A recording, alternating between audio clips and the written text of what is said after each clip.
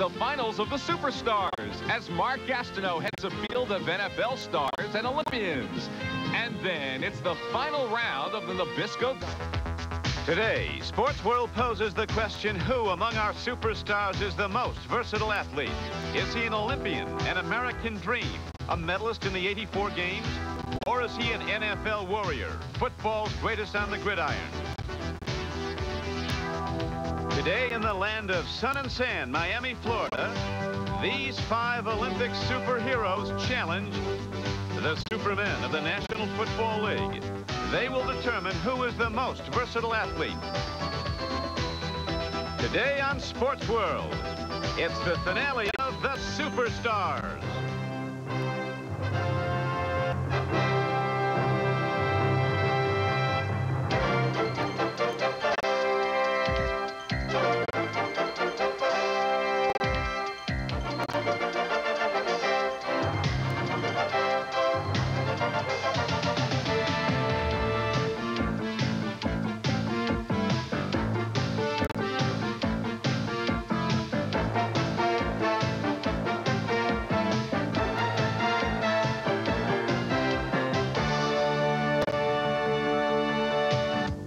Today, the showdown between the Olympians and the NFL stars. The qualifiers include Olympic volleyball captain Karch and Chicago Bear wide receiver Willie Gault, who finished first in the preliminaries. Second place qualifiers, skiing gold medalist Phil Mahre and New York Jets defensive end Mark Gastineau. In third place in the preliminaries, track and field's Greg Foster and San Francisco 49er Roger Craig. Qualifying in fourth place, wrestling gold medalist Jeff Blatnick and Dolphin wide receiver Mark Clayton. And the fifth place qualifiers, Olympic boxing bronze medalist Evander Holyfield and Dallas Cowboy wide receiver Tony Hill. They'll be meeting today in the finals of Superstars right here in Miami, Florida. Hi, I'm Merlin Olsen. For the past 2 weeks, you've watched as our Olympic champions and our NFL stars have battled head-to-head for the right to be here in the finals of Superstars. Today, one of those athletes will emerge as the champion of Superstars. Will that champion come from the Olympic sport of wrestling, skiing, volleyball, boxing, or track and field? Or will he come from the ranks of the NFL, a wide receiver, a running back, or a defensive lineman? We'll find out today on Sports World. Standing by poolside, a man uniquely qualified to talk about a wide variety of sporting events, Olympic gold medal winner, Bruce Jenner. Bruce, what's happening over by the pool? Oh, thank you. Merlin! Yes, well, as you can see, not much happening over here at the pool. Well, my prediction, I have to go with the Olympians all the way. My heart, my mind, and my intelligence tells me to go that way. Well, if you look at the preliminary competition and the performance level out of the football players and the Olympians, well, it was 5-5, dead heat. But my Olympians are well-seasoned, trained athletes, and they've competed in international competition throughout the world. And they're going to come through in the skill events like bowling, golf. Well, Ahmad Rashad over in Crandon Park, I know you are a football player, but my Olympians are going all the way.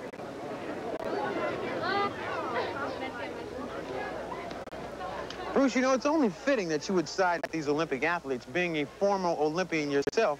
But there's a lot of things that you don't know about football players. One thing, they know the difference between a preliminary and a final.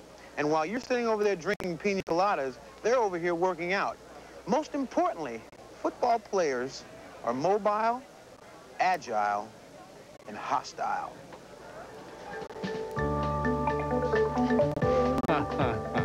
The events are tennis, swimming, weightlifting, bowling, rowing, golf, closest to the pin, bicycle race, half-mile run, 100-yard dash, and the obstacle course. Now, each athlete picks 7 of 10 events and cannot participate in his specialty. Now, each event is scored 10 points for first place, 7 for second, and so on. And these points translate into money. The winner of the final competition will get a bonus of $15,000. The bonus for second is $10,000, and so on. Also, each athlete gets $100 per point scored in the competition. Swimming is the first event you'll see, but first, let's recap what happened earlier in tennis. Karch and Tony Hill had both won in the preliminaries, and after a single elimination tournament, they found themselves head-to-head in the finals. It appeared as though Tony Hill wasn't in mid-season shape. Karch, he's not even breaking sweat. Obviously, he's in better shape than the competition. He's gonna do quite well. Bruce, how can you break sweat making little pansy serves like that? What was that overhead backhand? That was tremendous athletic ability is what it was. Yeah. One more. I've been listening to this NFL stuff for the last couple of weeks from you, Ahmad, and look at my guys are better. Pressure here on Karch. Let's see how he handles this kind of a pressure. Okay, watch him come through. This man has gone up against the Russians. He's gone up against everybody. Tony Hill, a football player? Come on. Look at this. Watch his overhead. Watch this overhead. Tremendous.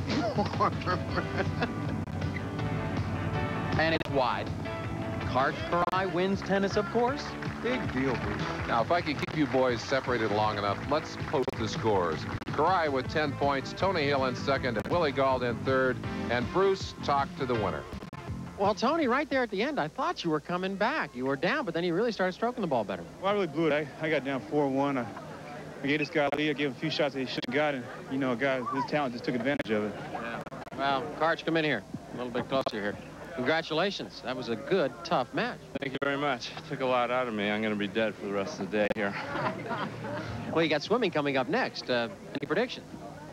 I hope a big rest before it. That's all. Well, congratulations on tennis. It was a real good match, and you looks like you've already been swimming. I have been. You can see that off-season program is really working for me. Well, let's get back to the swimming pool where the action's about to begin. Just a reminder, the two winners from the preliminary shows, Karch and Mark Gastineau. There will be 2 heats and a final in swimming. Swimming in lane 2, there's no one in lane 1. Olympic gold medalist in Greco-Roman wrestling, Jeff Blatnick. In lane number 3, Olympic volleyball captain, Karch. And over in lane 4, wide receiver for the Dallas Cowboys, Tony Hill. Well, this is going to make it 2 for 2 for my guy, Karch, and he's going to win this, no trouble. Wait a minute, Bruce. Tony Hill will just push Karch. When he gets to Gastineau, it's all over with. Hitting the water first, right in the middle, is Karch out in the lead. Jeff Blatnick, a Greco-Roman wrestler, ahead of the football player, Tony Hill. There's also something wrong with your eyes, Bruce. Tony Hill is in second place. Well, at least Tony Hill has good arm speed. Look how hard he's working. And Karch is just so fluid and easy, and he's going to pull in to win the first heat. An easy win for Karch. Tony Hill second, and Jeff Blatnick third. Remember, the 2 heat winners and the next 3 fastest times will compete in the final. Look at that fluid athlete as he comes right at us. He looks like a swimmer as he comes right off those blocks into the water and comes up stroking. Karch wins the first heat, and he's into the final. Ready now for heat number 2. Swimming in lane number 2, Olympic bronze medalist in boxing, Evander Holyfield. A real surprise for us in the preliminary show, a former lifeguard. He showed us he could swim. In lane number 3, 280 pounds, defensive end from the New York Jets, Mark Gastineau. And over in lane number 4, gold medalist in skiing from the Olympics, Bill Mahre.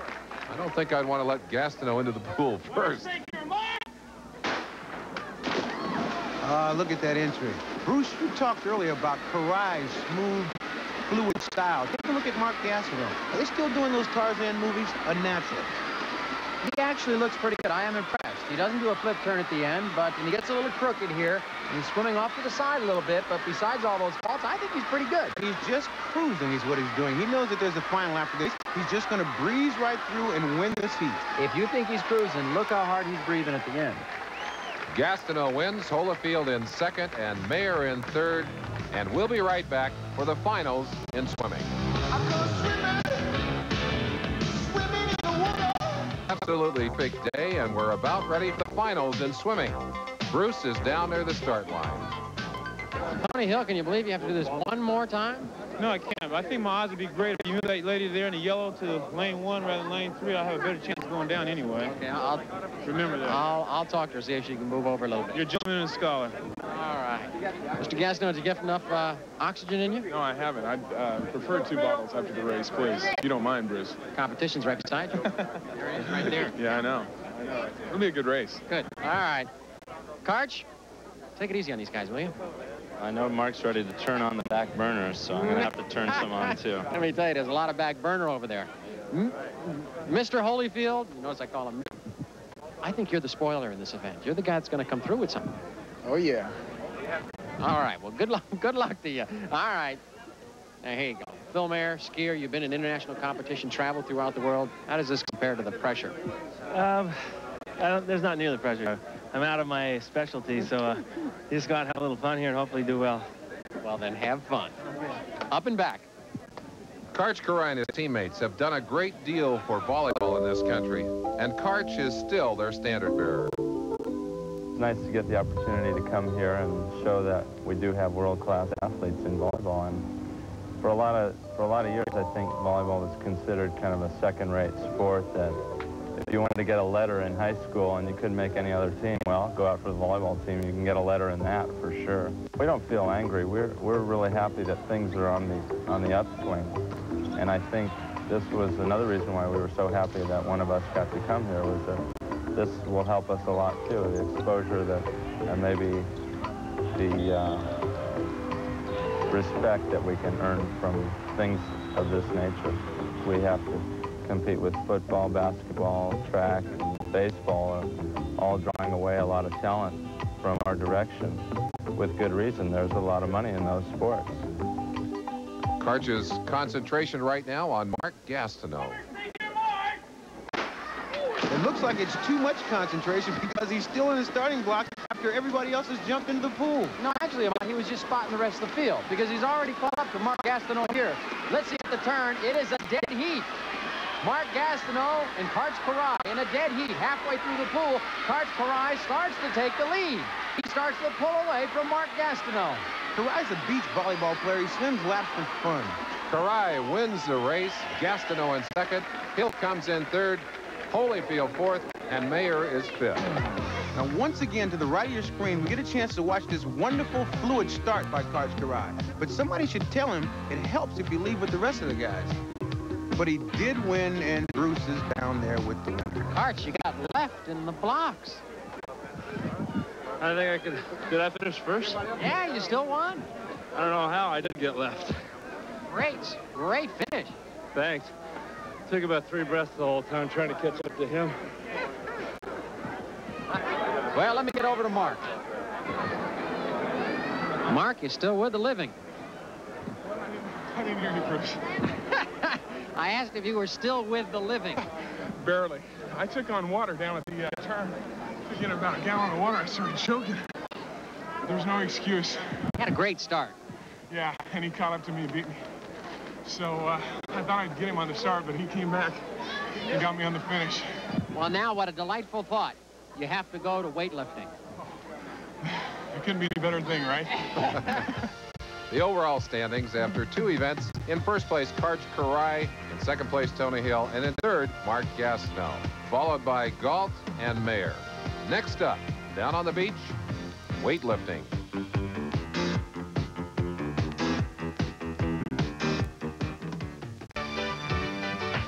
Ordinarily, we associate weightlifting with stuffy, sweaty weight rooms and gymnasiums. True today, as we move down onto the beach, the waves are lapping behind us, a balmy breeze blowing along Miami Beach, a magnificent backdrop for what should be an exciting competition. The favorite for this event, and the record holder for superstars at 327.5 pounds, is Mark Gastineau. Gastineau is far and away the biggest competitor at 280 pounds, and is the logical favorite for this event. But there are 2 other individuals that we'll be watching carefully. A man who challenged Gast in football preliminaries, Roger Craig from the San Francisco 49ers, and the surprising winner in the Olympic competition among the athletes, many of whom had done more weight training, and that, of course, is Karch Karch. One medical note: Gene Gieselman, our trainer, reports that Greg Foster has a back problem. We'll keep an eye on him. He may have to withdraw from this competition. The 2 winners from the preliminary shows: on the left, Karch Karch; on the right, Mark Gastineau. And Karch, at a big disadvantage, gives up 90 pounds in body weight to Gastineau.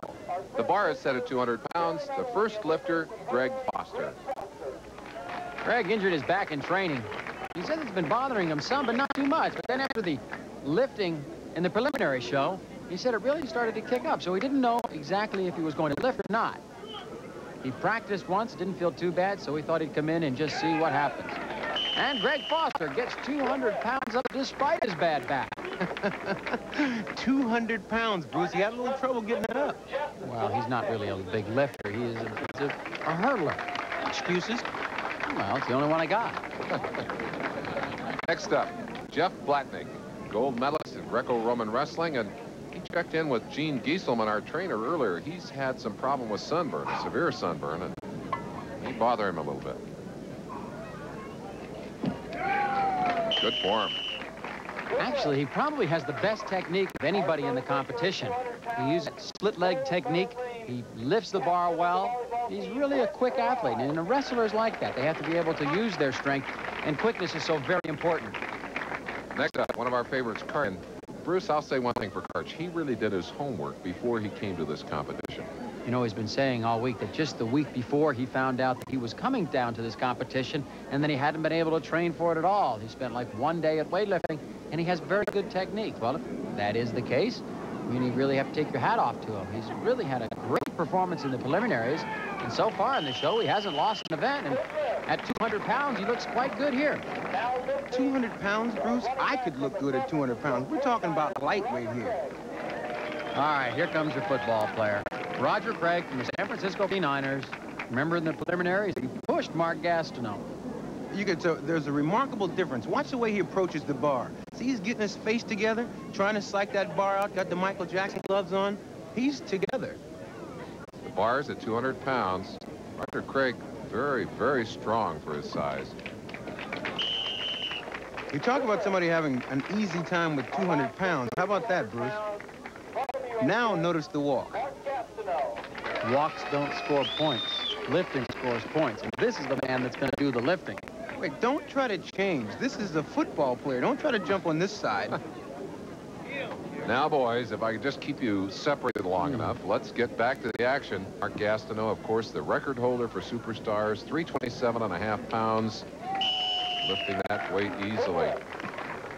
Ahmad, do you think the sunglasses help? Lifting weights against these Olympic athletes is like a day at the beach. The bar is now being loaded with 220 pounds. We mentioned at the start of this event, Greg Foster was having back problems. He's elected not to lift more weight. So our contestant, Jeff Blatnick, back up at 220 pounds. He should be able to get this weight up. I think he missed at 240 last time, wasn't quite able to do it. Oh, and Jeff Blatnick barely gets it up. A little bit of a stumble there, but that whistle signifies it is a good lift.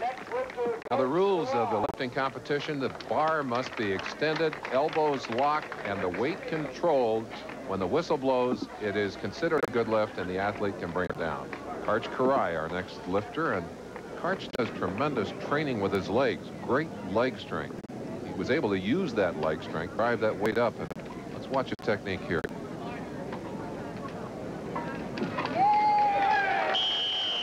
A nice, solid lift. Popped that 220 pounds up with real ease. I had a friend who was a football player that used to do arm curls with 220 pounds. Next up, Roger Craig. Roger lifted 280 pounds in the prelims. Should not have trouble at this weight. Notice the confident smile as he approaches the bar, Bruce. That's a smile, Ahmad? Roger Craig has been picking up tips from our spotters here at the competition. Has really improved his technique since he started. Still not using his legs, but enough arm power to take it up and control it. There's a smile.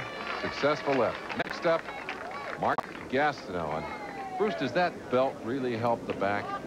Oh, it does. It gives the back a lot of support. When you get the weight up there, that's where all the pressure goes. I mean, that lower back is taking all that pressure, and the belt just helps tighten up the muscles, tighten up that back, give it the support it needs.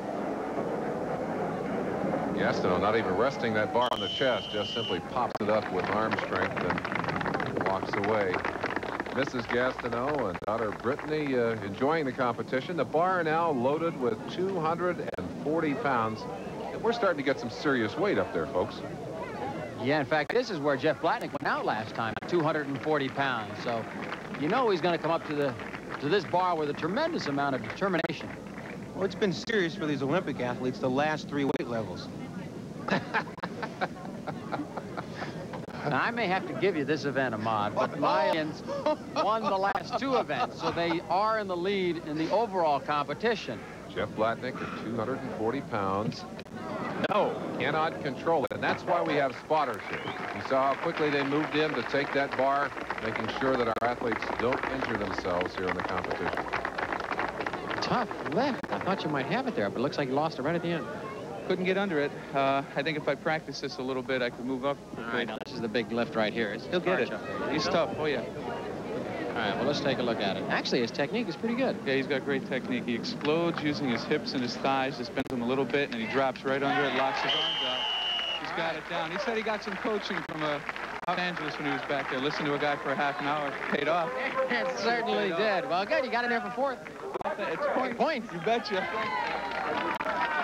So Craig will have his opportunity at 204 pounds, a weight he covered easily in the prelims. And Roger's still smiling. I still don't know if it's that Super Bowl win or the fact that this weight's going to be no problem. I think it's the Super Bowl win. 240 pounds. Roger Craig, a 219-pound running back for the San Francisco 49ers, 3 touchdowns in the Super Bowl.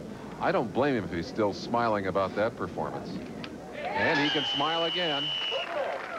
Whistled for a good lift.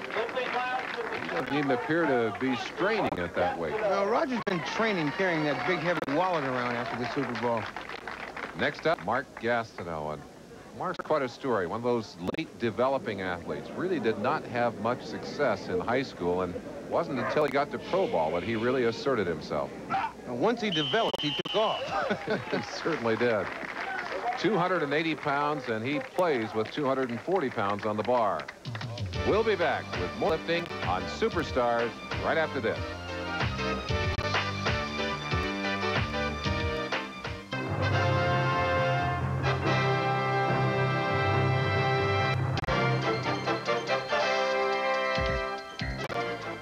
No one dropped out at 250 or 260 pounds. Bruce?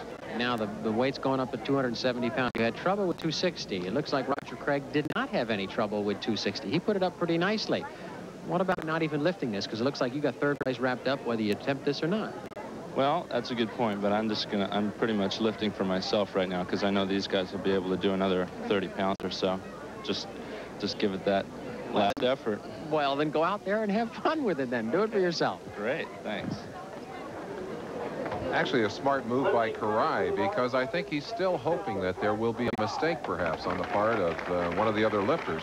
And this is a single elimination tournament. You don't have a chance to come back and pick up the weight again. Certainly anything can happen, but Karch is going to give it a good try here. Come on, both you guys. He's in over his head here. These are strong football players he's competing against. Well, yeah, they're football players. Strong. Strong football players. Karch is going to take this, going to be as serious as he possibly can get. He wants to see how much he can lift. Underneath the bar. Good, determined look on his face. No! Karch cannot get 270 pounds, but he's got to be satisfied with 260. A good attempt by Karch. After lifting 260 pounds, let's put that in perspective. He's already lifted 70 pounds more than his body weight. Next up, Roger Craig. Roger Craig a little bigger than Karch at 219 pounds, but he too is lifting well over his body weight. Roger Craig's very impressive. Bruce, what kind of a decathlete would he have made? Well, if he had spent a lot of time training for it, he probably would have been very good. But the decathlon is such a unique event. It's really hard to find somebody that really gets dedicated to it and really trains for it, but has the tools that it takes to be a pretty good one. Taking his time. Very important to get the concentration right. That bar under control. 270 pounds. Roger Craig continues to show us some real strength in this event. A real important lift for Roger Craig. He had to make that to get 2nd place. Now the pressure's off. He's got 2nd place. Now he can just lift as high as he can and see what happens. Mark Gastineau coming up to the bar at 206 pounds. Now, Ahmad Rashad, if we're going to compare body weights and weights lifted, Mark Gastineau would have to lift 350 pounds just to tie Karch Karai. Well, this is Mark's attempt at 270 pounds. And it's a good lift. Let's see now, there's 2 competitors left in this competition, and I think they're both football players. Well, Karch, that was a real gutsy effort. He had a good attempt at 270. Well, I was just giving it the old college try before the big boys go to work now, and I'll get some real watching them. You have to be pleased so far. I mean, with tennis, 10 points. Swimming, you got another 10 points, and then third here. Well, I did have to rack them up early because later on is where all the other guys will be really getting a lot of points. Willie and Mark Gastineau and Roger. So, had them early. You got your good start. All right, let's take a look at the 2 finalists. Roger Craig and Mark Gastineau down there on the end. Now, Roger, I want to tell you, what about not even lifting anymore? You've got second place wrapped up. All right, you don't have to lift anymore because the chance of beating the big guy is going to be slim. Are you going to keep going? That's right. I'm just going to try to survive right now. I think Mark's going to go for the record today. And I just want to try to see what I can do because I went out at 290 last time and if I can hit the barrier. All right, well, good luck. Mark, are you going to try to... Modest, I'll tell you that much. He's gonna tough when these running backs are humble. He's a competitor, I'll tell you that much, and he's gonna try and beat me. You can count on that. So I'm gonna sit over here and get psyched out and try and beat him. If after you win if you competition, are you going to try to continue to lift and see how high you can go? I think I might today. I think I might go and see if I can go for the record. Good, I love it. I love it. He might be going for the record. Good luck to both. All right, thank you. Well, you heard it from Mark Gastineau, but first he has to defeat this man, Roger Craig. Additional weight has been added to the bar. It stands now at 280 pounds. And he goes through that ritual of making sure his sunglasses are put on properly before he comes up to that bar. Now he's going to put the real pressure on these Michael Jackson gloves. We'll see if there's any real magic in them. 280 pounds. The perennial smile has been removed. He's got it. 280 pounds. Roger Craig, 6 foot tall, 219 pounds. That's a real feat of strength. Bruce has found some interested spectators. All right, Lisa, the big guy's up there. Big, strong, strapping guy. Let's see if he can make it, huh? I hope so. That's a... Go, Mark. There he is.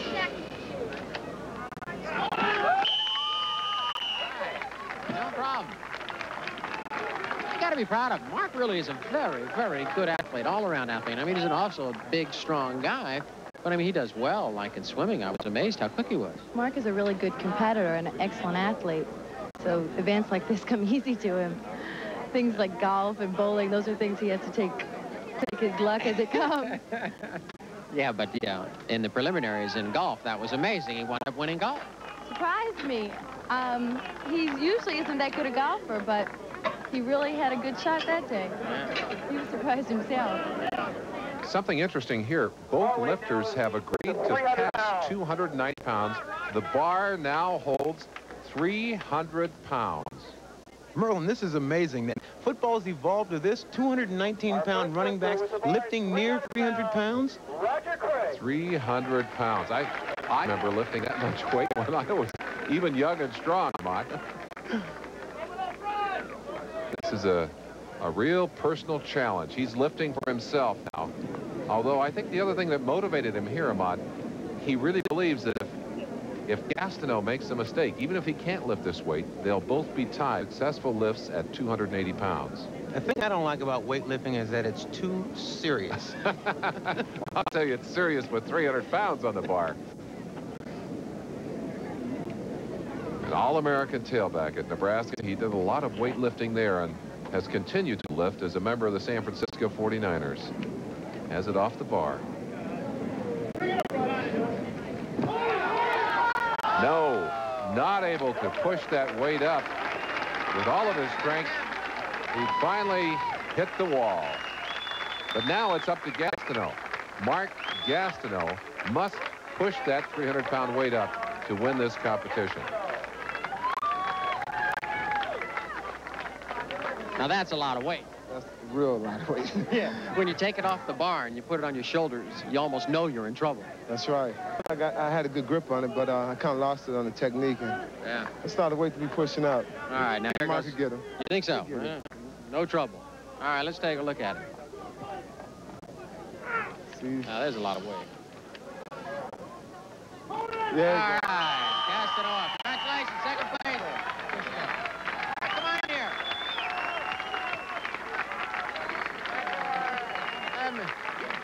Both of you should be congratulated. It was really good lifting by both of you. It was fun to watch. All right, we're deciding right now. It looks like he's going to go for the record. What's it going to be? What's it going to be? 330. 330 pounds. All right, Mark, get psyched up here. Go ahead, Bruce. Do the warm-up for me. In the old days, I might have tried it. Not now. Gastineau has agreed to go for a record 330 pounds, and Bruce is talking to someone who had a hand in his success. Ernie Gastineau, I mean, what did you bring this kid up on to be so strong? Well, I fed him a lot. You must have. He ate probably half the house. Yeah, he's always been a big eater, but we're all big eaters, so, you know, he came by it honest. You know, he took off in football at such a young age, and he's been working so hard at it. Really, what age did he start with a real serious lifting program? Well, probably his second year in college, he really started the lifting program, and that's when he really started blossoming. That's when you can see the difference in it. Can you believe that your son is out there with that much weight? Yeah, I can believe it. Really? Nothing he's ever done has ever surprised me. I mean, I've said that he would do the things that he's done all of his life. So that just may be a father, but hey, yeah. We're all fathers can do that. All right, here he goes. Mark Gastineau trying to break his own record of 327.5 pounds. This is 330 pounds. No. Unable to get the weight up. Yeah, slumps a little bit. He wasn't even close, but he still wins the weightlifting fishing. Well, can you take the shades off on that one? I think I will. Yeah. Hi, Brittany, come here. Oh, she still loves me. Really? You still love your daddy, even though he missed that way, but that's okay. Say hi. Say hi. Hi. I'll tell you, it goes to show a lot of that weight. age does play an I was going to say, you're getting a little bit older here, aren't you? I'm not as strong, I guess. Well, But I should have tried 327 and just tied the record. you had to go to the preliminaries in swimming, too, and that takes a lot out of you. Well, I appreciate that. Yeah. I'm trying to think of excuses for you, but it was a good attempt anyway. Thank you. Thanks, Bruce. As we expected, Mark Gastineau, the winner in the weightlifting competition. He'll pick up 10 points for that win. Roger Craig will pick up 7, Karch 4, Blatnick was 4th, and Foster 5th. Karch is still our leader with 24 points, followed by Mark Gastineau, Tony Hill, Roger Craig, and Willie Gault. And from the edge of the beach, we'll find ourselves on the water with rowing. Merlin Olsen, along with Ahmad Rashad and Bruce Jenner, with more of the superstars. We've moved back to Miami's Marine Stadium for the finals in their rowing event. 8 competitors here, 2-man heats, and a 3-man final. Karch Karaj still in the lead, but he'll have a little pressure in this event. He will. My Olympians are out there right now, but he's going to get a lot of pressure from Mark Gastineau. Gastineau has the fastest time in the preliminaries, so he should probably pick up some points on Karch Karaj. But in this event, what I want to look for is a guy like Willie Gault. Now, Willie Gault has a good chance for the overall championship, and he's got all his strong events coming up. If he can come to an event like rowing, pick up some points here, he's going to be tough to beat when it comes down to that obstacle course. Among the athletes who qualified for the finals, the best preliminary times were posted by Blatnick and Gastineau. In heat number 1, rowing in lane 1, Mark Gastineau. In lane number 2, Roger Craig. Before we look at this competition, let's look back at what happened earlier in bowling. All of our athletes bowled a full game. The top 5 scores were then seeded. 3 frame roll-offs with a single elimination were held. The 2 top finishers in the prelim shows, Phil Mahre and Willie Gault. But the real story of the bowling was man, Roger Craig. He sneaked into the round of 5 by defeating Tony Hill in a roll-off just to qualify. Strikes like that carried him past Willie Gault, Greg Foster, and Phil Mahre. Roger Craig showed that he was indeed an all-around athlete, and there's that smile again. Ahmad, I think the thing that's impressive in the preliminary show, Roger Craig didn't even qualify for the finals. He bowled 124. Well, Merlin, as I said earlier, these football players know the importance of finals. Well, even the good streaks end. It happened for Roger Craig as the magic disappeared when he bumped up against this man, Mark Clayton, wide receiver for the Miami Dolphins. Mark Clayton is a bowler. I talked to Mark before this competition. He has his own shoes, his own ball, and he expected to wipe up in this competition. He did exactly that with strikes like this. Mark Clayton coasting to a big 10 points in the bowling. Roger Craig with 7, Phil Mahre with 4. The overall standings after 4 events, Karch still in first place, Mark Gastineau second, and Roger Craig in third. Now back to the rowing. Mark Gastineau on the far lane against Roger Craig. Roger Craig must feel a bit snake-bitten because every time he looks up, he's competing against the likes of Mark Gastineau. He's having a little trouble here. He's getting offline, hitting right over at Gastineau's boat. Mark Gastineau's entire attitude has changed at this point. He wants to win this competition. Gastineau is indeed the picture of concentration here, but he's really not rowing against Roger Craig. He's rowing against the clock because the 3 fastest times in the heats all go into the finals in rowing. Gastineau now pulling up. He's gotten offline a little bit, but very close to the finish line. He wins handily over Roger Craig. And Merlin, it seems to me that Mark is aware of this possibility as he appears to be conserving a lot of his energy for the finals. Well, if you're going to save some energy, you better save them for that last race. In the second heat, rowing in lane number 1, Jeff Blatnick. And over in lane number 2, Greg Foster. The gun is up. A good, even start. Both rowers off evenly. Blatnick with good, strong pulls. Blatnick starts to get a little bit out of shape here. He's going off the side, and Greg Foster is even going farther off to the side. Foster is way over in the other lane. He's right on top of Blatnick and actually stopped rowing. Now, Blatnick may be able to claim a foul in this. He lost an oar. He's picked it up again. He's heading for the finish line. But this may be one for Jim Tunney to sort out. Blatnick digging hard. Remember, he's racing against the clock.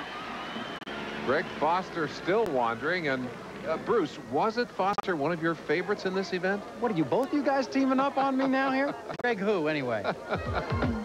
Let's take a look at the replay. Greg Foster is already over into the lane on the left. Jeff Blatnick, it looks like he got his hand wet or something, because watch on that pole, he loses the oar.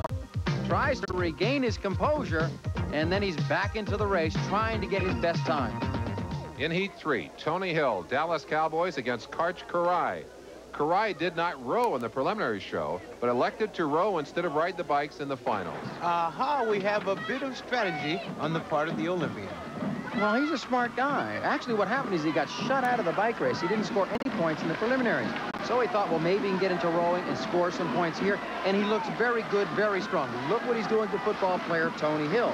Karch right down the middle, stroking well, under control. I'm amazed at quickly he picks things up. He really gets a comfortable grasp of things in a hurry. He hasn't done much rowing. He's getting offline. He's over the ropes. Got to pull it back, Karch. Karch pulling hard, trying to get a good time so he can make it into the finals. Tony Hill not able to figure out exactly where he's going. There's a rower in the background watching Tony and wondering where he learned his technique. I think he learned it in that last heat where he watched those 2 Olympians. Karch's time good enough to put him into the final. 1 heat to go. Bruce is with him.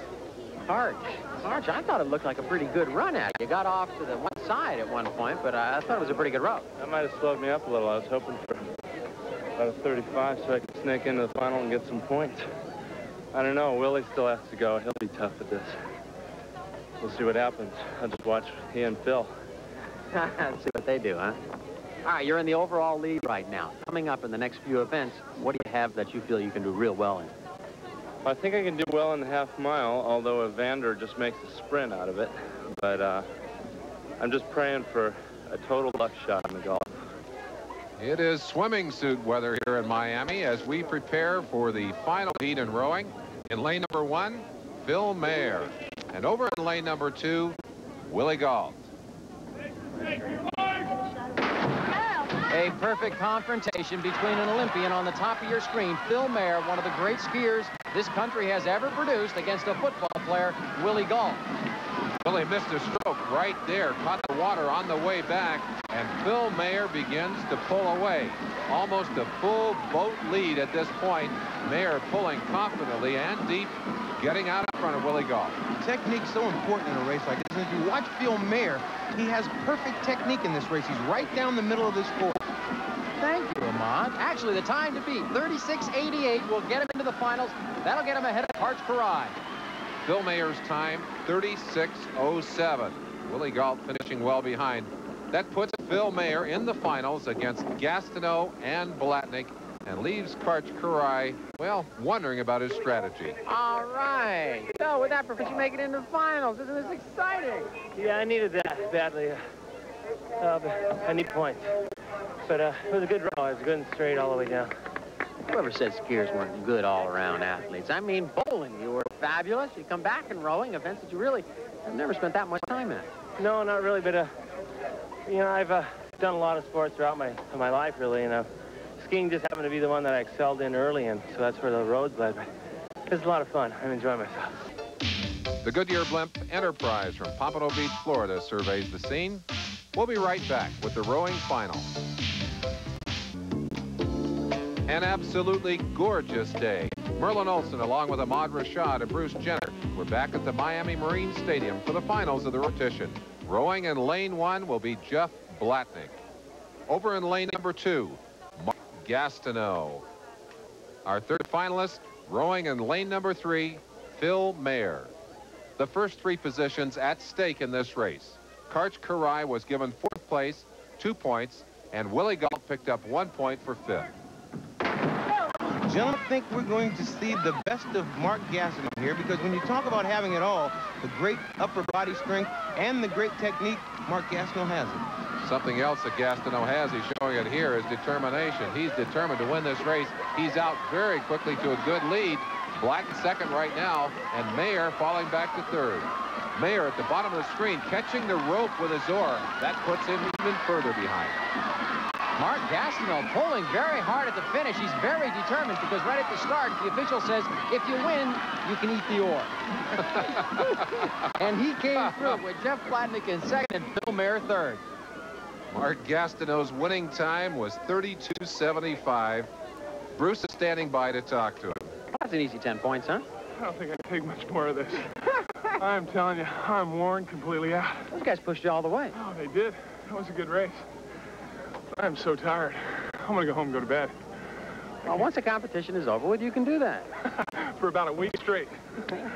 Well, congratulations. You needed those points. You came up with them. Thanks. I sure did need them, I'll tell you that much. Golf shot now, right? Yeah, your sport. Right now, we have you leading by 1 point. Karch. And it's all going to come down to the big golf shot, so you have to come up with a 4-footer again. All right, the green. All right. So, midway through the competition, Mark Gastineau picks up 10 points in the rowing. Blatnick and Mahre in 2nd and 3rd, and Gastineau now has a 1-point lead over Karch. Who will hit that ball closest to the pin? Golf is next.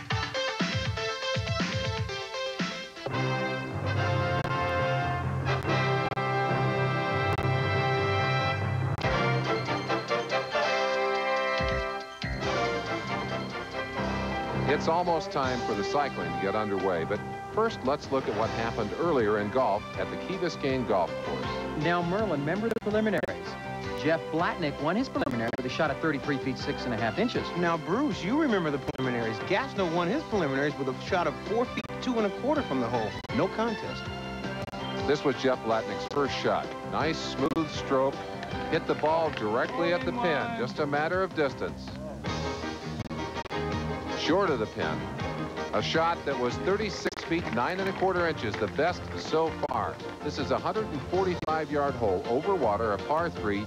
Each athlete with 3 shots. Mark Gastineau's first shot. He knew it was in the water. No chance. Gastineau would tee it up again. Bruce, I understand you helped Mark with his swing. Well, look how beautifully he kept his head down. but he was afraid to look up because he knew the second one was going to go right in the water, too. Now, this was his last shot. Again, he keeps his head down beautifully. And now he starts to look up. Gastineau saved his best for last. The ball, 33 feet, 9 inches from the pin. He moved Blatnick out of the lead. Ahmad was there to talk to him. Mark, pressure seems to bring out the best in you. Well, I owe it all to Bruce. He gave me private lessons before the golf tournament. And I'll take credit for it. Let me tell you. I can't believe that this guy gave you lessons because he's been touting the Olympic athletes all day. He helped me. He helped me. Nice Football guy. player. He likes football, though. Really. And I help him out when I can. I told him, worked on his stroke a little bit. We went over there and we practiced on shooting over to his. You know what? You're coming to realize who are the best athletes, though, aren't you? Hey, the bad thing about it, he wants half the money. I knew there was something about it. That takes you 7 points ahead. Well, I just hope that the bicycle race, I'll stay up on it and do well there and see what happens at the end. I'm trying not to be partial, but you got to do it for the football players. All right, I will, Ahmad. All right, I'll try. Mark Gastineau again picked up 10 points for a win in golf. Jeff Blatnick in second, Karch in third. And as Ahmad said, Gastineau's lead widens as he goes to 37 points over Karai's 30. Moving across the street, we're about ready to go to the track and onto the bicycles. Ahmad and Bruce are there. The Superstars has moved over to Crandon Park. Now, over here, we're going to have the bicycling, all the track and field, and the obstacle course. But I hate to say it, a football player is in the lead right now. I told Bruce a while back that football players are some of the greatest athletes in the world. Good athletes, good athletes. But I predict, once we get over to the track here, we are going to win. The Olympians will win the bicycling and the half mile. I'll give you guys, the football players, I'll give you the 100. The football players will win the 100. They will win the half mile. They may place the first two places in the half mile. No, I predict when we go into the obstacle course, an Olympian, probably Karch will be in the lead. We'll see. Yes, we will. In the preliminary shows, our two cycling winners, Greg Foster and Mark Clayton. Ahmad? All right, Phil, you're coming in with the fastest preliminary time. What's your strategy? Well, in the preliminaries earlier, I played a little cat and mouse, and I just had to go out and ride my own race here, I think. Maybe we'll go out fast. Maybe we'll go out and coast behind someone. We'll just see. All right, State of Washington is watching you. Just want to tell you that. Greg, what's your strategy in this race? Go out hard and end up hard. Go out hard and end up hard? That's it. But what about these big football players on the end? You guys plan on blowing them off here, don't you? Well, I think if we get out ahead, I don't think they can catch us. Not at all. All right. Roger, did you hear that? I asked him that question specifically so you could hear it. Well, I just want to try to hang in there first lap and then just burn it the second lap. All right, now I'm pulling for you guys. I've been talking about how great the football players are, and you guys are... All right, wait a minute. You had some strategy before the race started. What was it? To go in and shake off the little excess weight that I had and to come in the race a little lighter. Hopefully, I can finish ahead of everybody else, these heavier guys that just ate lunch. All right, your pride's on the line now because these are Olympic athletes down here. You guys are football players. Mark, got a tough lane here, big fella. Yeah, it's 5. It's it's a long way around, but they qualified faster, so they've got the good lane. See what I can do. That's all right. We football players know about finals, don't we? You better believe it. All right. I don't know about Super Bowls, but I've been to the playoffs before. All right. Our fast qualifier, Phil Mahre, announced his retirement after the Olympics. What's he doing now? I'm enjoying my time, retirement immensely. It's something I figured, well, maybe I'll miss it some or do this or that. But in general, it's been a lot of fun. There's no my shoulders anymore. And I've enjoyed skiing a lot more in the sense that it's more now with family and friends versus a competition. It's been a lot of fun. I haven't really changed my lifestyle any. I still stay very active. I play basketball 1 night a week, and then I'm still skiing and that sort of thing. But I probably dumped anywhere from 5 to 10 pounds since I was competitive. Family ties have always been very important to me. I viewed the sport as sport, but without my family, there was no stability in my life. And to this day, it's still the same. My family travels with me when I can take them and arrange it. But you still have to every now and then alienate yourself from your family to do business. But in general, family is the mainstay in my life, and I think always will be. A little insight into Phil Mahre, the man. Well, we're ready now for the cycling final. Mark Gastineau's off to a good start, but at 280 pounds, I think the frame of that bike is too small. Yeah, look at him. He is going for the lead. He's driving to the inside, and I can't believe this. He has pumped himself into the lead. Mark Gastineau in first place, Phil Mahre behind him, and Greg Foster right behind him in third place. What a great advantage for Mahre. Look how he's drafting Gastineau. That's like drafting a semi-truck. As big as Gastineau is, Mark Clayton, who's in last, can draft off of Gastineau. Gastineau pumping hard, but is breaking the wind. That's got to burn a great deal of energy. It's going to take its toll. Phil Mahre looking right now, wondering he's going to make his move, and Greg Foster is making his move on the outside right now. Now Phil Mahre sees his opportunity to get the lead. It's Phil Mahre in the lead right now, pumping real hard as he goes down the backstretch. Mahre has done a lot of cycling. That's one of the ways in which the skiers train. Greg Foster moving into second place around Gastineau. Gastineau is tiring at this point. With about 150 yards to go, it is Phil Mahre all the way. Looking over his shoulder, seeing where the competition is. Phil Mahre's going to win it. Phil Mahre finishes first, Greg Foster in second, and Roger Craig edged out Mark Gastineau for third. Mark Clayton coming in last, but still a hometown favorite. Ahmad? I think that you have riled up all these football players, you being smaller, and you're taking advantage of these guys. Oh, I don't know. You know, Mark got out fast. I just tucked in behind him and drafted him, and then it was just time to get around him. I saw someone coming up on my outside. I figured I'd better get out in the lead before they did. It seemed like Foster was coming up on your outside, and then you really took off. Yeah, he was strong, you know, earlier, but I didn't want to get in the road race with him. Strong showing for these Olympians. Good luck to you. Thank you. Phil Mahre, 10 points in the cycling, followed by Foster and Craig. The standings now after 7 events. Mark Gastineau is still our leader, and Ahmad is with him. Mark, first of all, you had a bad lane, and you stormed out of the blocks and led the first time around. Then what happened? Everybody got behind me, and I was a nice wind block for everyone. Phil said I was like a rabbit. I got out in front, he went right in behind me, and I acted as a block. Wait a minute, I'm gonna take these glasses off, because it's hard to act cool when you're as tired as I am. But, wait, that's gonna. You're still the overall leader, but now because you're so tired, is that gonna hurt you in the? Run the 100. You're not gonna run it off? I can promise you, I can guarantee you that I will not be running the 100. You may come around. No way. You may come around. Get a train over here. We'll get these legs together, and we'll be all right in a little while. With our leader in the training room, our athletes have discarded their bicycles and are getting ready to run the half mile. We're back at Crandon Park, about ready for the half-mile race. Ahmad is at the start line. Evander, give me some strategy here now. Last time you went out and just ran them in the ground. Well, that's what I'm planning on doing. Run out there, get a good start, and try to keep it from the start to the end. All right. He did that very well last time. Willie Gault, a world-class sprinter. This is not a sprint. Thank you, Ahmad. I'm glad you made that specific. I'm a sprinter, not a distance guy. I hate this, Lamont. I hate this with a passion. You do well. You do well. Really. Karch, now I know you're not used to this track, but you've been doing well in everything else you've tried. What about your strategy here? Well, I'll be watching Evander's back the whole way, I guess, if he opens up like he did last time, and hopefully I can overtake him at the end. I wasn't able to last time. All right. And I'll be watching Willie's back, too, probably. So it'll be a fight to the finish. Should be a good race. Now, these two gentlemen on the end, Tony Hill and Mark Clayton, you guys almost set the world's record for the slowest half mile I've ever seen in my life. You got to look at this one. We had an objective to overcome. We wanted to set the first 4-minute half mile. Under those circumstances, you have to understand what we're trying to do, my man. All right, pressure's on you because you're from Miami, and all these people here are cheering every time they mention your name. Well, I really don't know what to say, but I hope they're cheering after I come across this finish. Earlier, we talked to Evander Holyfield about the preliminaries. Well, I had a plan in mind. There's a couple of guys that were running. I knew if I was to coach with them, they would eat me up in the last 200 yards, So my plan was to go out there and run the first quarter as fast as I could. And then on the second quarter, I knew I would be tired, but I knew I had the endurance to push myself on the rest of the way. It's 83 degrees, a beautiful day for spectating.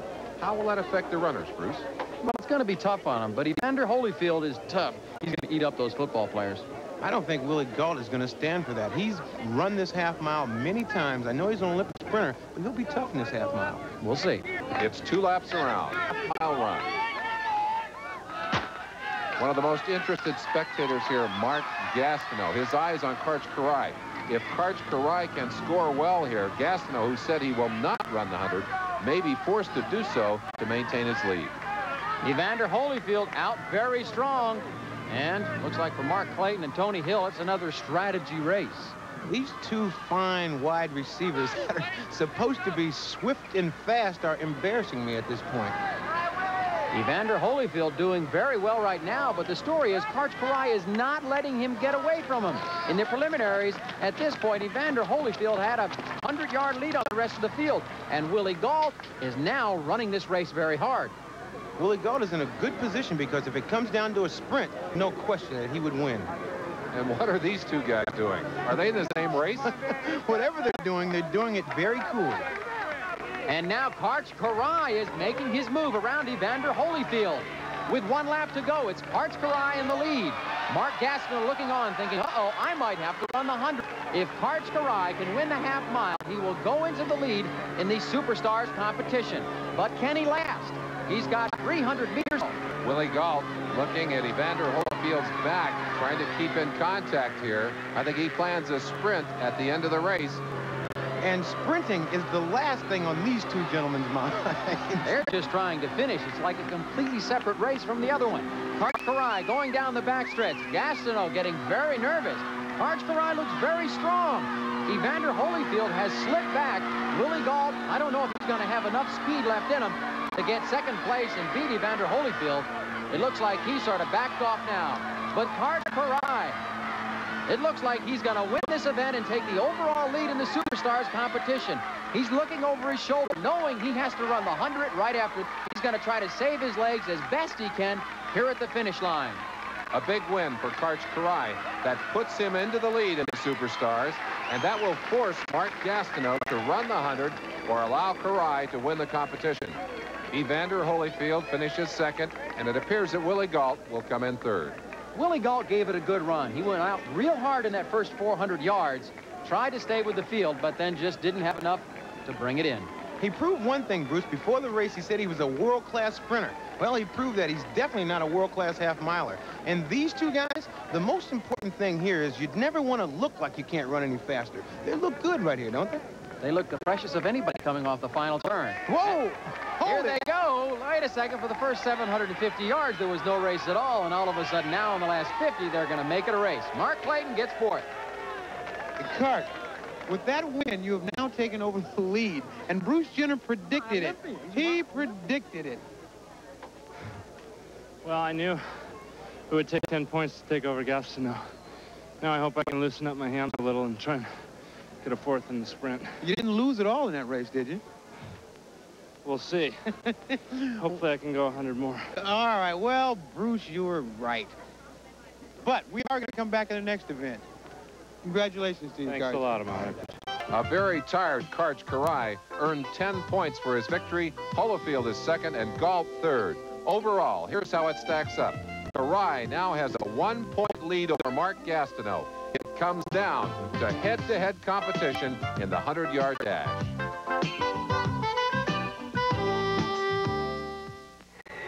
A while ago, Mark Gastineau assured us that he would not be running the 100-yard dash under any circumstances. Looks like he might be having second thoughts. I'm figuring strategy right now. Mark Gastineau, legs and all, a test of his courage. Let's find out more about the man. I grew up on a ranch, and it's just a real laid-back atmosphere. It's a country and western type town, and I used to rodeo more than I played football, and I thought, really, to think about it now, my ambitions were to be a cowboy, a rodeo hand, just go around to different rodeos around the country and team rope with my father, and we were a team, father and son team. When I do find myself in Springerville, I'm back there. I tend to get on a horse and put on some boots and a hat and get after it. So it's enjoyable for me to go back and do those things that were a part of my life, that are not a part of my life now, but I'm just like a fish out of water, really. A lot of people don't know that. My father and I, he's my best friend. In fact, the other day we were playing golf and we were chewing each other out, and I was calling him a few choice words, and come to find out that the guy in front of us was a preacher. So after the end of the session, we had realized that we made a few bad remarks to one another that we shouldn't have made in front of the preacher. But anyway, he got a kick out of it, too. My mother I'm very close to. She's always had the upper hand on Mark, and she always will. And thank God that I've got my parents, because family to me is one of the most important things that you can have in life. And, you know, that's what life's all about. I got pregnant with Brittany at the last Superstars 3 years ago. And she was our little superstar baby. I had a real hard labor. So I had been screaming for the doctor to come in. He had promised me he would give me anything I needed. So the doctor comes in with the injection, and he goes to give me the injection, and he pulls out the syringe, getting ready to give it, and Mark goes out cold, fainted cold. Brittany has changed my life completely. She means more to me than anything. And now I really enjoy her. She says sack 'em and 99 and the whole 9 yards that really has wrapped me right around her little finger. She's always on my mind. Well, there's so many sides of Mark, and people don't really know all the sides of Mark. Mark and I are active in a charity here in New York called the Tomorrow Children's Foundation. And he and I both are co-chairmen on that. And basically what I do is coordinate the times he's supposed to be there, and I'll approach the people to raise the money, and then Mark takes it from there.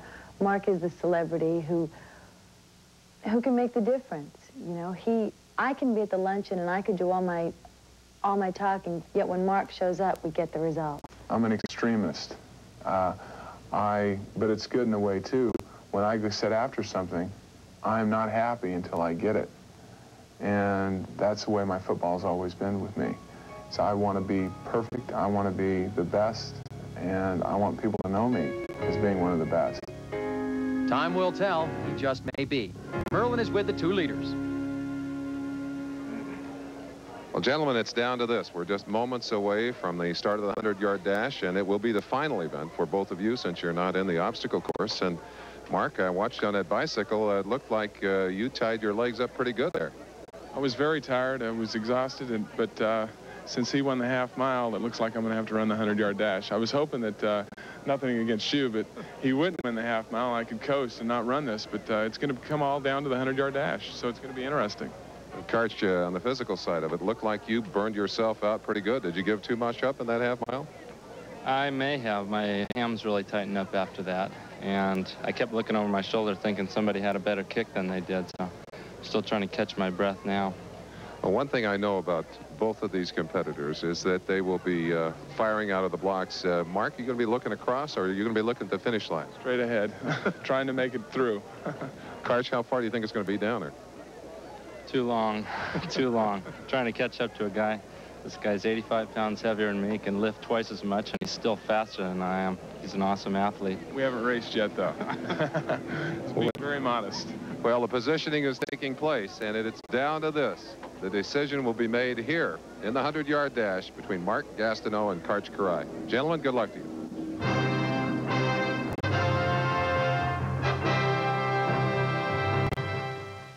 Back at Crandon Park with Ahmad Rashad and Bruce Jenner, we're almost ready for the 100-yard dash. Bruce? Merlin, this is the way this race stacks up. Karch Karai won his preliminary along with Willie Gault. Willie Gault is definitely the favorite. All right, Karch, this is actually your third 100-yard dash in your entire life. Strategy here. Try and run fast. I don't know. I think he is a good start, and just run after all these guys to my right that are going to be way ahead of me. Now, these are all football players. They're not going to intimidate you, right? Hopefully. Well, there's no contact here, so I'm okay. All right, now, hometown favorite. You got a speedster next to you. If you can stay close, you might bull you into a good time. Well, yes, I plan on staying backwind of him. Hopefully he can pull me across when he goes across. All right, you were a little upset in the preliminaries when you ran 9.7. You're looking to break that record, aren't you? Well, 9.7 it's all right, but it's sort of insulting to myself. I thought I was in much better shape than that. Of course, you have to take into consideration all the other things I did, the 800 and all those things, which I'm not a distance runner. I think it took a lot out of me. All right, well, you still make every young kid who loves football, you got to make them proud here in this race, actually. All right, Roger, you got all the money from the Super Bowl. Why are you in this race? For the fun of it, you know. But the competitors still come out of you, you know, when you do these events. So I'm just looking to have fun and finish strong and have fun doing it. All right, one of the reasons why I quit playing football is when they got guys this size that can outrun me. Now, you really going to turn it on here, huh, Mark? I'm going to try. I'm very exhausted after the bicycle race and the rowing and all the competition that we've had over the last week. It's very difficult to get yourself psyched up to run a 100-yard dash. But it all comes down to this, though. If you can beat Karch in this race, you win the entire event. That's exactly right. So let's see what happens. All right, here we go. The speed is in the middle of the track, but the race we'll be watching most closely is between Karch Karai in lane 1 and Mark Gastineau in lane 6. The starter is bringing them to their marks. And it's Roger who's first out of the blocks, but once Willie Gault straightens up, it's all Willie Gault from here. Look at Mark Gastineau on the left side of your screen, pouring it on. Ahead of Karch Karai, he nips him by about 1.5 yards. His arms in the air, he is the Superstars champion. That 4th place finish, good for 2 points. Karai picks up 1. That ties them in point total, but in head-to-head competition, Gastineau declared the champion. Mark has been here twice before, but the 3rd time was indeed the charm. Way to go, big guy. Way to go, big guy. Congratulations. Oh, man. That took everything I had. Yeah, you did. You went flying right there. I hate to say you were right with Roger Craig. I thought you might have got him. He was drafting for me. I was right behind him. Yeah. Oh, I'll tell you. Well, congratulations. You're the Superstars champion. You should be congratulated. That's a tough, get some tough athletes and everything. I want to thank you and everybody from NBC. I had a great time. Fun. It was very hard, but I enjoyed it. Great athlete. I'm glad we were here to document it. Yeah, thanks a lot. Good job. Very good. Fine job. Fine job. Football player. I'm telling you, some of the finest athletes in the world. Right? And a little bit funny, yes. Mark Gastineau picking up congratulations from his trainer, his wife Lisa, a kiss from his mom, and he'll carry home a check for $30,700. Bruce is with a disappointed Karch Karai. Well, Karch, you gave it a good run. I gave it all I had. I think what kind of killed me this morning was in the rowing. Phil Mahre eked me out to qualify for the final 3 with 0.3 of a second better. And had I done a little better in the prelim, I would have gotten those 2 extra points I would have needed to win. And so, unluckily, in case of a tie, they go head-to-head. And in that case, I was way behind Mark. Well, you know, Guy, we tried. You know, I've been pulling these Olympians all the way through this. What am I going to say to Ahmad Rashad now? Well, tie was pretty close. Yeah. I'm not totally satisfied. It would have been nice for a clean win. But... Yeah, I know. I would have taken a clean. I would have taken any win anyway. Because now I gotta talk to that guy. I gotta live with him on the road. Hopefully, I'll make it back sometime. All right, you gonna go back and train? Yeah, sure. Why not? Come back next year, and we'll show them that time. You know, we'll show them again. We'll give them a good run for their money. All right. There's another important story here that we don't want to miss. Willie Gault's winning time of 9.42 sets a new Superstars record in the 100-yard dash. Bruce is with Willie. Willie Gault, you're a track man all the way. I love it. A 9.42, a new Superstars record. Well, Bruce, it's a little bit better than it did previous when I ran this event against all the football players. It was a little sluggish. I ran 9.7, which is a terrible time exactly for someone in my class, I think. 9.4 is all right, considering I haven't run in 2 years. But I should have done much better, but I'm proud. I'm glad to run that. I'm glad, first of all, to win first place. Yeah, really? Yeah, it's been a long time since I won something first place here. Gault wins the 100-yard dash, but now it's a 4-man race for 3rd place. That will be decided on the obstacle course.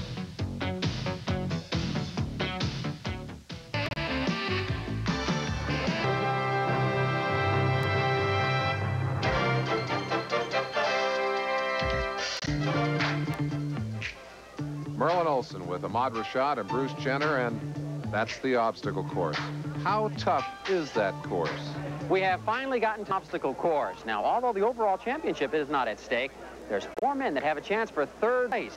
So there's a lot of pride at stake, including my pride, because the producer says, hey, why don't we demonstrate the obstacle course and have our commentators go through it? Well, guess who's get elected to go over the wall? Me. Well, here it goes. And I'll let you know I'm doing this without gloves. All right, here it goes. All right, you got the starting line. It's about 10 yards. The gun goes off. 10 yards to the wall. You hit up and over. Down the other side. It's about 12 foot down. Through the tunnel and Marlin, take it. Next, the athletes will drive into the driving sled. They've got to push the front end down over the line. I thought I'd given up on those. Now, this is where size 15 feet are a disadvantage. You got to pump and hit each one and Go, Ahmad. Where the athletic ability comes in, you got to deal with your hang time. And then you get over there, then you hit the hurdle, you turn into a hurdler. And then it's easy, nothing to it. The only thing is, if you have two people to start the race, it's really a lot easier to finish it. Well, these gentlemen finished on their own in the preliminaries. The winners, Greg Foster on your left and Willie Gault on your right. In heat number 1, Willie Gault will be on the left-hand side and Phil Mahre on the right. Phil Mahre very quickly out there. Willie Gault, a very tough competitor. Phil Mahre, the skier, over the wall first, through the tunnel, hits the sled first. This is where Willie should pick up some ground. It's all hurdling after you leave the tires. Willie showing that speed.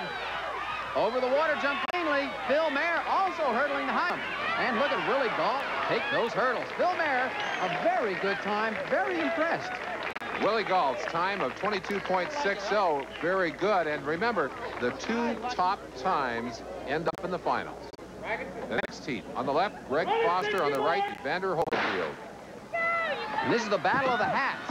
And Evander Holyfield goes up over the wall, and Greg Foster misses the rope and says, no, he's not going over it. Holyfield going on his own now. Remember, he is running against the clock. The two best times going to the finals. I don't think he's going to have one of them. No, I don't think so right here. He's not showing a lot of speed, but he is going clean, so you never know what's going to happen with a lot of the other competitors. Nice tuck and roll there. Good hurdling form. And he has finished the race. Greg Foster, by dropping out of the obstacle course, eliminated in that race for third place. Evander, fine performance.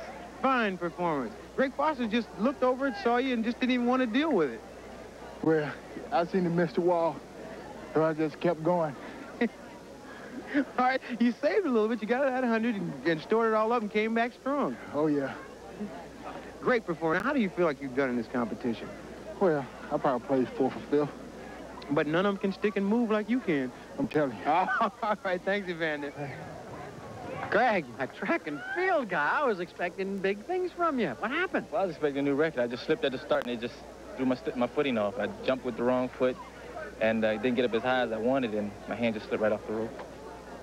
Well, that sort of ends up the Superstars sort of way it started. You had trouble right from the beginning. You just never really quite got it going. No, I think if I'd have gotten here a little sooner and had a chance to work out, it'd be a little bit different. All right, but you're in one piece. You're going to be healthy. Oh, I'm in one piece. I'm definitely healthy. I'm not going to worry about that. Good. Well, we'll see you back on the track. All righty. Thanks. Heat number 3, Roger Craig on the left, Mark Clayton on the right. Maybe Mark Clayton get a little revenge right here after the Super Bowl losing to the 49ers, and he is the first one over the wall. Mark Clayton, remember in the prelim, he had a very fast time, except he had made a mistake. He got a 5-second penalty. He's clean through the tires. Clayton is a great jumper. Let's see if he uses it here. Beautiful. Gets over the high jump bar quickly. Roger Craig knocks it down. It's a 5-second penalty. But the story is Mark Clayton, a very fast time, and it looks like it was clean. All right, hold it right here, Now, wait a minute. See, now, Roger, we can take a knee down here. Roger came in here with all the money from the Super Bowl, took you guys out there in San Francisco and beat you guys up pretty bad. Now you paid him back, huh? No, I think there was a lot more dividends and incentives involved in that game compared to this. This is one of pride. Well, we're just out here to have fun, and everybody's out here competing friendly, but some money's on the line, so everybody's competing. Yeah, right. You hear him tell me we're out here just to have fun, but you know he didn't want to lose. Well, yeah, a little home field advantage. Everybody's against me, but like you said, we're here to have fun and do well, too. So, best man won again, so I have to give him all the credit. All right, congratulations to both of you guys. Two speedy wide receivers in the finals, Willie Gault and Mark Clayton. We'll be back. Merlin Olsen along with Ahmad Rashad and Bruce Jenner, and we're getting very close to the end of Superstars competition. Finals of the obstacle course about to come. Bruce is with Willie and Mark. It has all come down to this for third place between these two gentlemen, Mark Clayton and Willie Gault. And first, Mark, you did very well in your qualifying run. Do you think you got a chance against the big guy? You're going against one of the best guys ever. Well, I never count myself out. I know he's a great athlete, and I'm sure it's going to be pretty competitive. You know, there's $5,300 at stake just in this one. Whoever gets third place is going to get that in addition to their other money. So there's a lot at stake. Well, I think it's going to be an excellent race. Mark has a lot of excellent jumping ability. I think the key to me being competitive with him is in negotiating that wall with him. He did a real good job last time, and if I can get over the wall with him, I think it'll be a real good race. You both seem very serious about this. We'll see what happens. You both got 20 points. It's up to either one of you for third place. Good luck to you. Okay. We're about to start the final. Mark Clayton will be on the left and Willie Gault on the right. And the winner will walk away with third place. Runners, take your mark! They both hit the wall right together, but on the blue course, it's Mark Clayton over first. Willie Gault got over quickly, but it's Mark Clayton hitting the sled first. Clayton into the tires, clean through the tires. Can Gault catch him? Over the water jump clean. Quickly over the high jump bar. And here comes Willie Gault quickly through the hurdles, and it's Willie Gault at the finish line.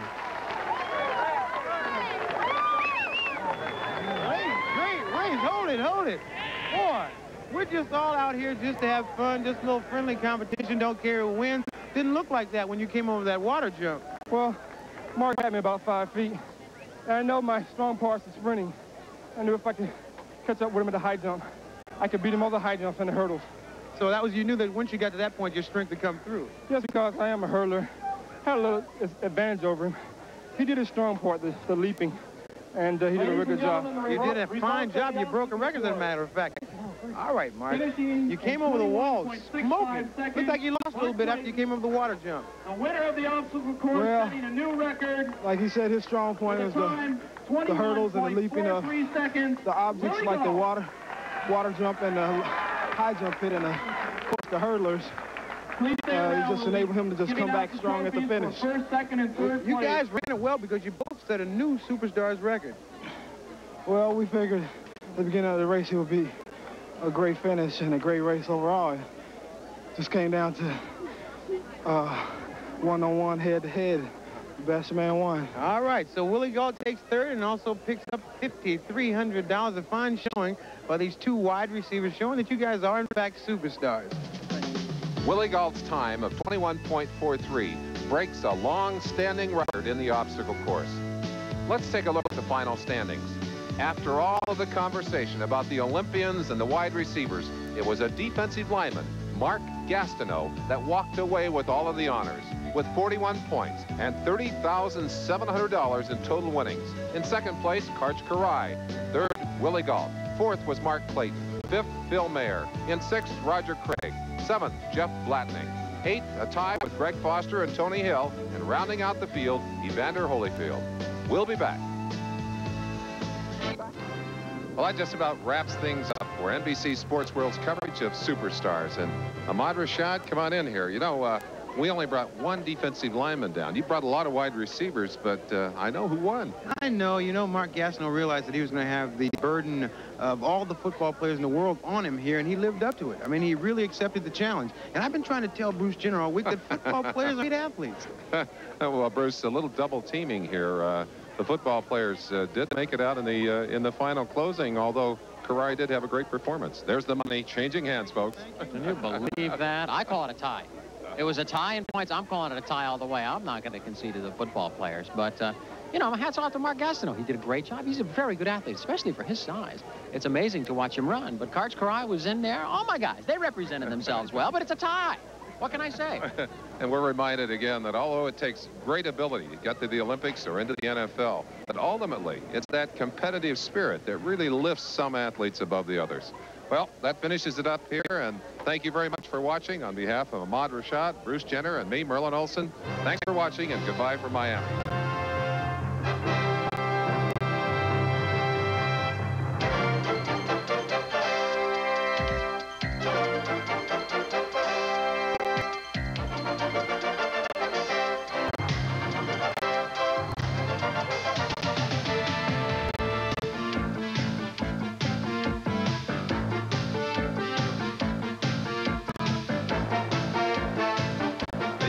Producer of NBC Sports is Michael Weissman. The coordinating producer of NBC Sports World is Terry Ewert.